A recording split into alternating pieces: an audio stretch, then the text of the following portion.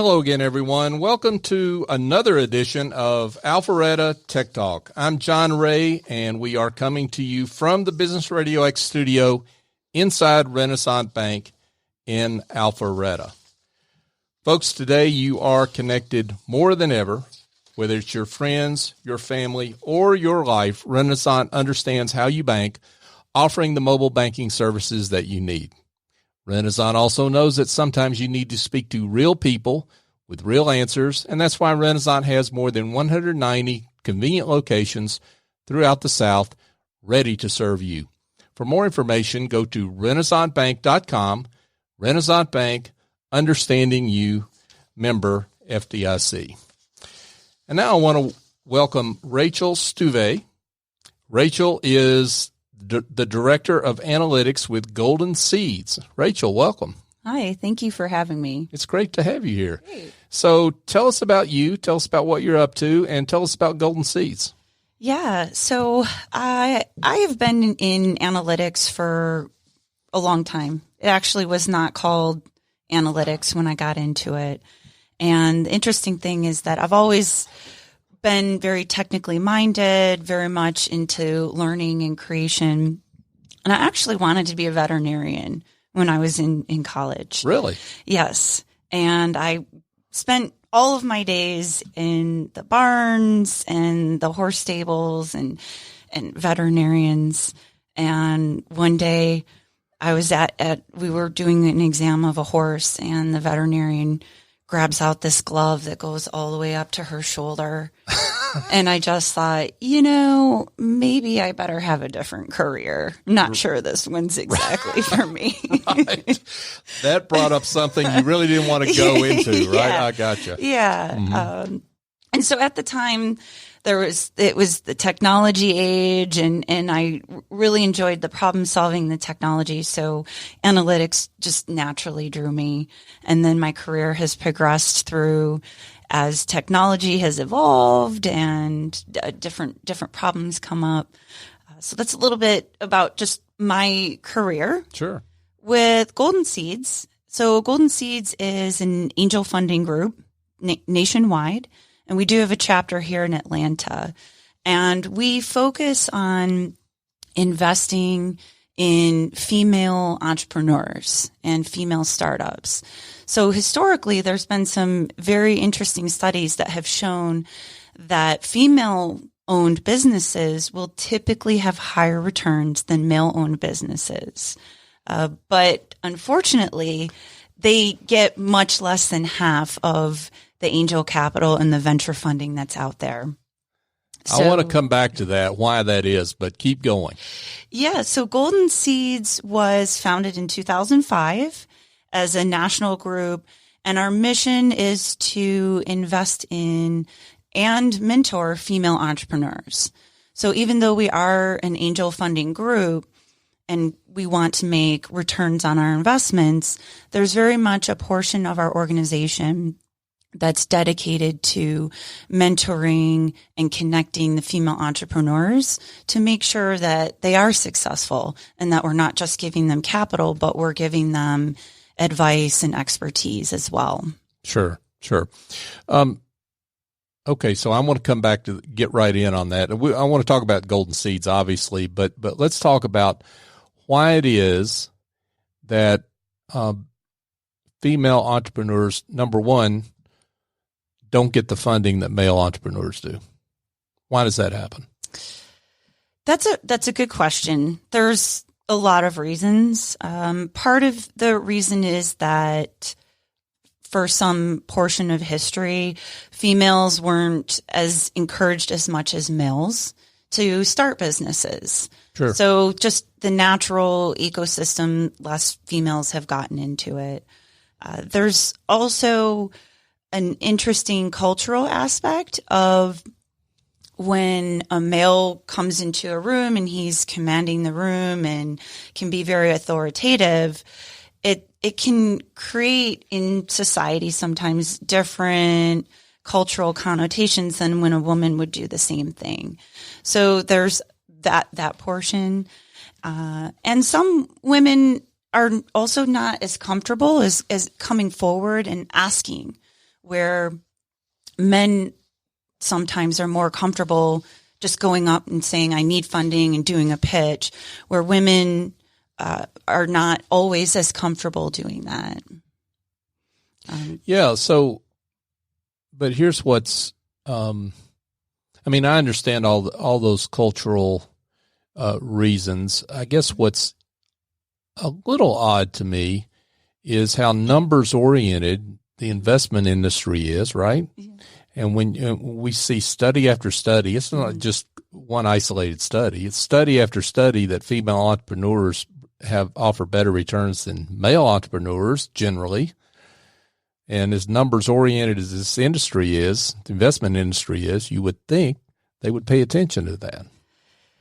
Well, they're starting to. Okay. So that's a really good point. They're starting to. So even though females are historically underfunded, the amount of capital that's going to female entrepreneurs is increasing. Actually, just read an article this morning that this year so far has been the highest amount of angel and VC capital that's been piped into female-owned businesses. So I think that numbers oriented, the investment community is starting to notice. There's also a lot more focus on female entrepreneurs from some of the startups. And there's a lot of different programs that have been started in the somewhat recent years that specifically focus on female entrepreneurs and teaching them how to do pitches and how to walk into a room and run businesses. So sure. I think that they're starting to notice. So talk a little bit about how Golden Seeds mentors entrepreneurs. Mm-hmm. We'll talk about the investment side of it in a second, but I'm interested in how, because when Golden Seeds invest, there's more than just the money, right? There's the mentorship. Yes. Talk a little bit about that. Yes. So part of Golden Seeds' agreement with the members, the investors, is that there is an expectation of time and mentoring commitment. So we very much expect our members to give time. And here in Atlanta, we do that a couple different ways. So Golden Seeds Atlanta holds office hours on a monthly basis, typically down in Atlanta. We partner with Atlanta Tech Village. And those are open sessions where female entrepreneurs from all segments, all spectrums come in. There's no charge for that. And we have various professionals from different industries. So there's legal, myself analytics, there's a lot of financial, a lot of operations. And we'll sit with the entrepreneurs one-on-one and talk about their businesses. So that's one way. We also keep a wide network. So if we have an entrepreneur that is in need of a certain specialty, we collectively as a group will leverage our network and connect that with the entrepreneur. So it's a great networking opportunity as well. And then the third way is that we do offer some other various educational components to our entrepreneurs as well along the way. So tell us a little bit about the mentoring you specifically provide around data analytics, because that's your sweet spot. Yeah, I love the data analytics. Mm-hmm. So the mentoring I do is multifold. Part of what I'll talk about with the startups is how to, at a base level, collect data. So think about what types of problems you want to solve, and then what would be the types of data that you would need to collect in order to find the answers to those problems. So it's kind of working backwards. I think sometimes people start with the data and they want to look for patterns or try to answer questions, where I've found that it's much more effective to actually start with the question first and then work your way backwards into what data that you need. Sure. So we talk about that. We'll talk about monetizing. So a lot of the startups want to monetize the data, and we'll talk about how you would do that. So there's security considerations.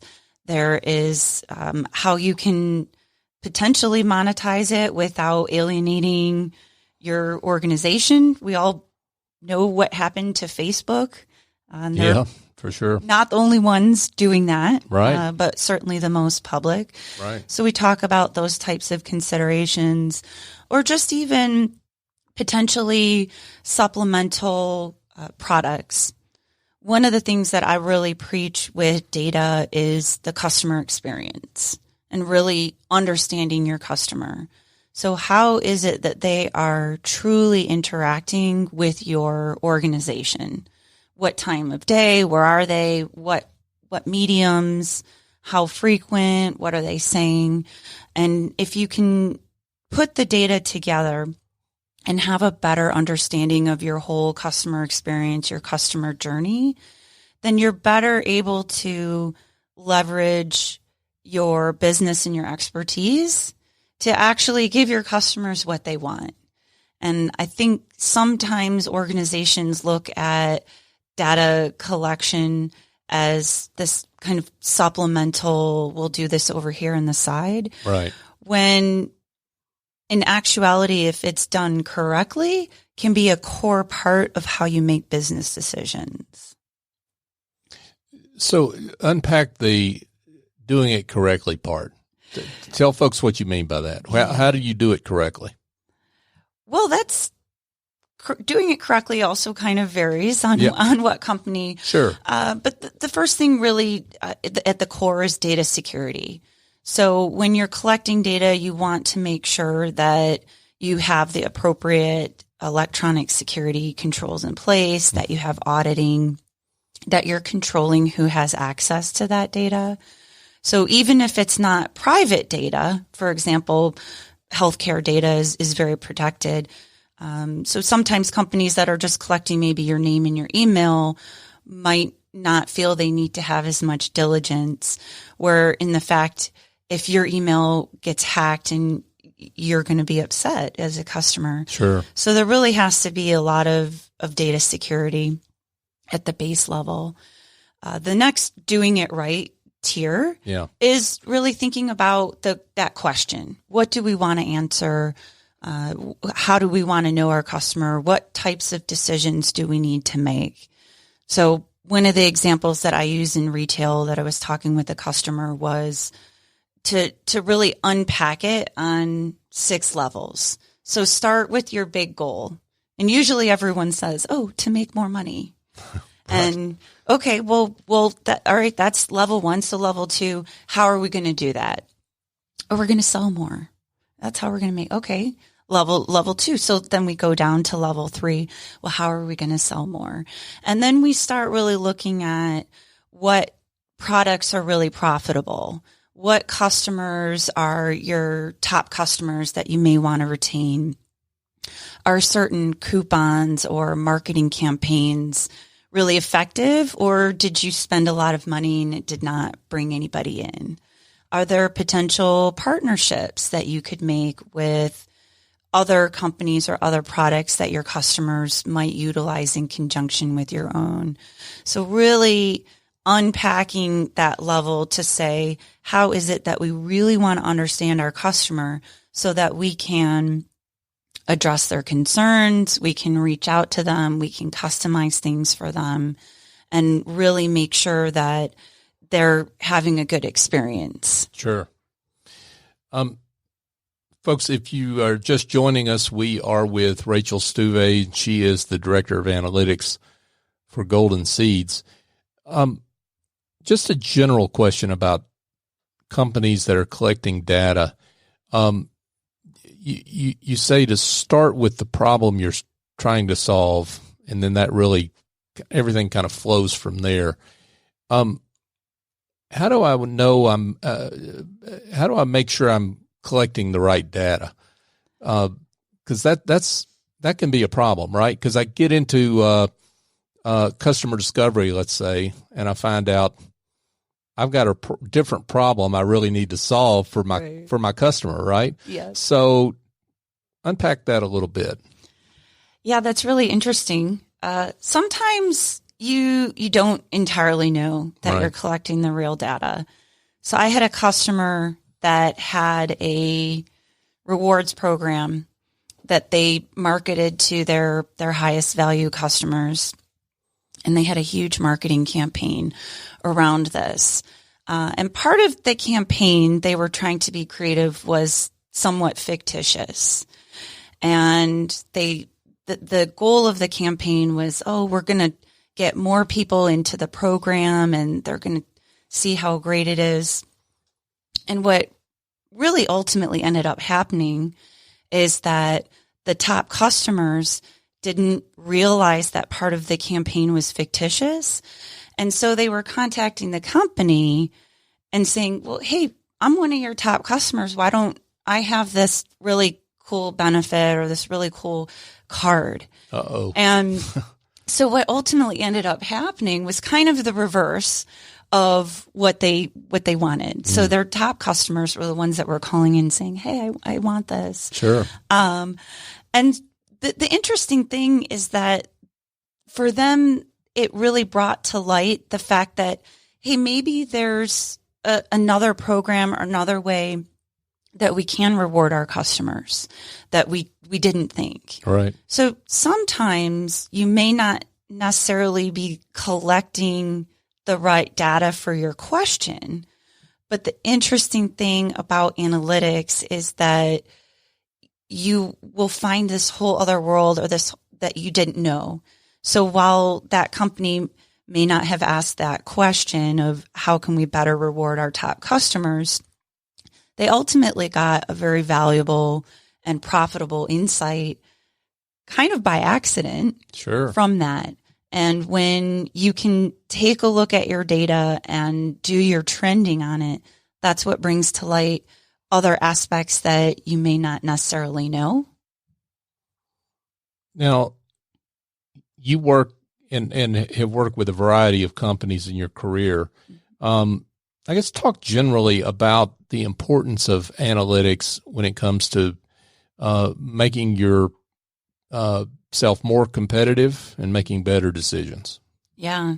So there was an interesting another article that I read that companies that have robust analytics programs will have, on average, a 3 times higher return on their equity and their investments than organizations that do not have analytics programs. Wow.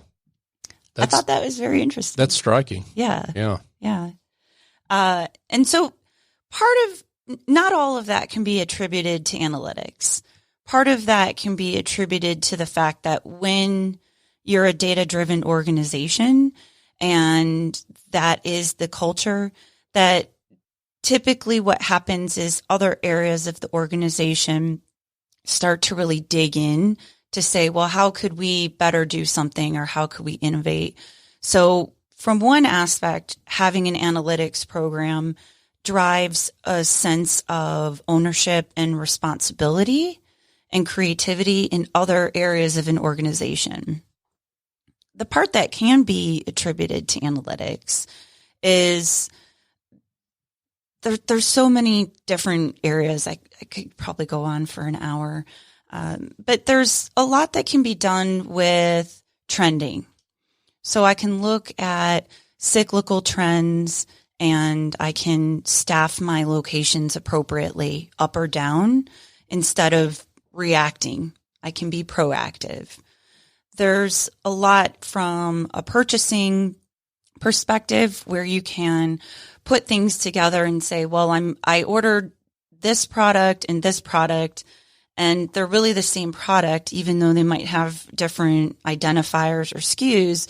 So let me combine that order and save money. Mm-hmm. And without analytics, you're not going to be able to see those relationships. Right. From a retail and B2C perspective, there's a lot that can be done with analytics to predict customer churn. So you can reach out to your customers. There's a lot that can be done to look at sales effectiveness, be it upselling products or suggesting products. I think we've probably all been on Amazon and ordered something and the box comes up, oh, you probably like this. And they're getting really good at it. Sure. So there's been a lot of times, even myself thinking, oh yeah, I actually would really like that. And I click it and I buy it. They know what you like before you do, right? Yeah, right. It certainly seems that way. So obviously big demand out there for analytics professionals. So for organizations that are looking for analytics experts, what should they look for? Yeah, that's a really good question. One of the things that I think makes the most effective analytics expert is the ability to simplify and tell a story. So an analytics team could have the most innovative and groundbreaking algorithm, but if they can't communicate that in business terms into something that someone can actually make a decision on, it ultimately becomes useless. So one of the greatest skills that I always look for and that I encourage other people to look for is those soft skills. So can people tell a story? Can they relate? Can they get up and make a presentation just the same as they can go and work with someone one-on-one and explain that? So I think that is a very critical piece to being very successful in analytics. My wife, the English teacher, applauds this because since one of the things she does is teach middle schoolers how to make presentations. So that's wonderful. Now, let's talk to folks that are looking maybe to pursue an analytics career. Mm-hmm. You talked about some of those soft skills, presentation, but what kind of track should they take in terms of their education generally? I mean, what kind of companies are hiring in this area? Talk a little bit about that. Yeah. So from a career perspective of someone looking to change or start out in the career, it's a very math oriented career. So I always recommend to people be very strong in math and statistics because there's still the technology is going to change. The tools are going to change. There's certain tools out there right now that are very popular. Those were not the tools that were being used 5-10 years ago. So the platform's going to change. If you understand pattern recognition, statistical relevance, mathematics, you're going to be able to learn the various tools. So I always strongly recommend to have a math background. From a technology perspective, there's certain languages that are very core that are not going to fundamentally change. So there's SQL, which is the language to query databases. There's R and Python, which are statistical related programming languages at a base. So those types of core languages I also recommend to learn because most of the tools that will sit on top will sit on the base of those languages. Awesome. We're speaking with Rachel Stuve, and Rachel is the Director of Analytics for Golden Seeds. I'd like to come back, if we can, to Golden Seeds a little more on that because I want to give folks a little bit of more of an overview on that. So you've got, it's essentially an angel investment organization. Talk to angels out there that might be interested in being part of Golden Seeds. You mentioned they require mentorship. Let's talk about the investment side of that. Yep. So on the investment side, we are an angel funding group. So we do have the requirement that investors need to be accredited investors per the standard IRS rules. Outside of that, we do have the mentoring piece. But from the investment piece, the thing that I've found really interesting in the conversations that I've had with people, there's really two things. One, they weren't aware that there was a group specifically related to building up women businesses. And I've met so many people, men and women, that that really want to get involved. And oh my gosh, I never knew that this existed. Right. So I would say it does exist. So please come and look us up, come and join us. Sure. But also too, something that I found really interesting talking to people is that I think sometimes people hear venture capital or angel investment and they think, oh, I need to invest millions or hundreds of thousands of dollars. And so they feel that that might be out of their reach. Where in reality, the Golden Seeds has a very low investment limit. That's very much lower than what most people would anticipate. So you don't need to have hundreds of thousands or millions of dollars. And so people that I have talked to have said, oh, wow, that's much less threshold than I thought. And so our group is a lot of professionals. We're all accredited investors, but we're not the Warren Buffetts of the world. We're professionals. We're regular people. Sure. And just to be clear, though, even though the investment size is maybe smaller than what people expect, they still have to be accredited investors. Yes, you still have to be an accredited investor. And the way that we typically work on Golden Seeds is that each investor will have the decision or the option to choose what companies they invest, but we pool multiple investors or multiple interested investors together to make a bigger impact with the organization. And you've got chapters across the country. We do. So in Atlanta here, we have about 20 members in Atlanta. So we're growing very quickly. But across the country, we have over 200 members across the country, with offices in New York, Boston, Silicon Valley, Houston, and I'd have to check. There's a couple more, but Dallas, yeah. Yes, right. We have, but we it's also. It's nice when you give me notes here, Rachel. Thank you for that. See, I look smart. I should read my own notes, I guess. No, but and just to be clear, while your investment focus is females. Members can be male or female, right? Yes. Right. Yep. We do have male members.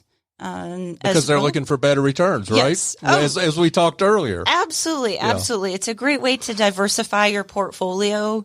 If you have historically invested in equities or different funds like that, it's a good way to diversify. But it's also really good for our local community. So for me, one of the things that I really like about it and has been echoed in other members of Golden Seeds is not just the diversification, but that you personally feel vested or attached in these companies because they're right in your community. Sure. That's awesome. Great work. So we're as we kind of get toward the end here, I do want to get back and cover one little aspect of data analytics, and that's kind of trends, because we see increasing effect of AI and all sorts of things that are going on from a technology point of view that bring data even further into our lives, right? What do you see out there in terms of where this whole area is going? Yeah, that's a good question. So the interesting thing about AI is I'll have people come up to me and talk about machine learning and AI, and it's like that movie Minority Report that was out probably more than a couple years ago. And the thing I tell them is, well, remember how that movie ended?